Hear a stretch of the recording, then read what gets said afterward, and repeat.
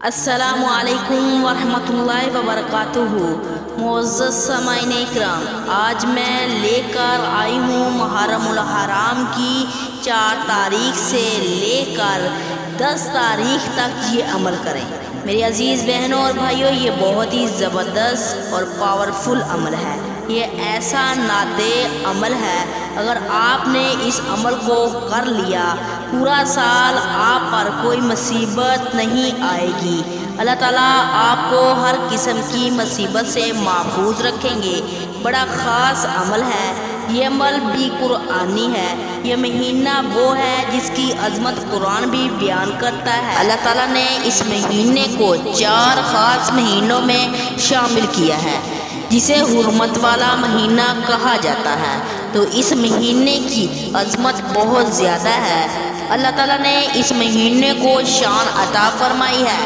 اس مہینے کی قدر و منزلت کرنی چاہیے۔ نواسہ رسول گوشہ جگر بطول حضرت سیدنا حسین بن علی اپنے ننھے بچے اور اپنے اہل بیت کے ساتھ میدان کربلا میں شہید کیے گئے۔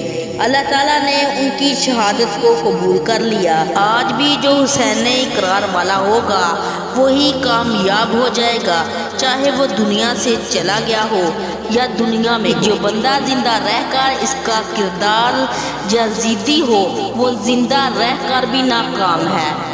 تو اس لیے ہمارے سامنے نمونہ نواسہ رسول حضرت حسین بن علی رضی اللہ تعالی عنہ اور ان کی محبت ہمارے ایمان کا جز لازم ہے۔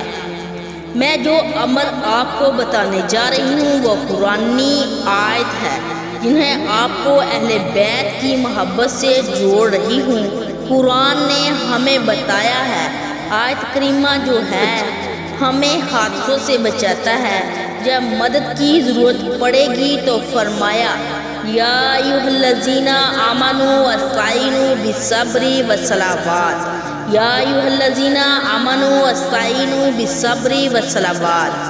اے ایمان والو، مدد لو تم نماز اور صبر سے۔ یہ 2 چیزیں اللہ کے قریب کرتی ہیں، حادثوں سے بچاتی ہیں، زخم آ جائے تو مرہم بن جاتی ہیں۔ جو اس آیت کریمہ کو محرم الحرام کی 4 تاریخ سے لے کر 10 تاریخ تک روزانہ 100 مرتبہ پڑھے گا، دعا کرے گا اور پانی پر دم کر کے اپنے اوپر اور اپنے اہل بیت پر چھڑکے گا اور گھر میں استعمال کرے گا پینے کے لیے، تو اللہ تعالیٰ اس کو ہر پریشانی سے محفوظ رکھیں گے، اللہ اس کی حفاظت کریں گے۔ حفاظت کس سے بنتی ہے؟ 2 چیزوں سے، نماز سے اور صبر سے۔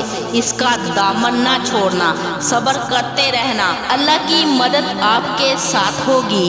جزاک اللہ خیرا۔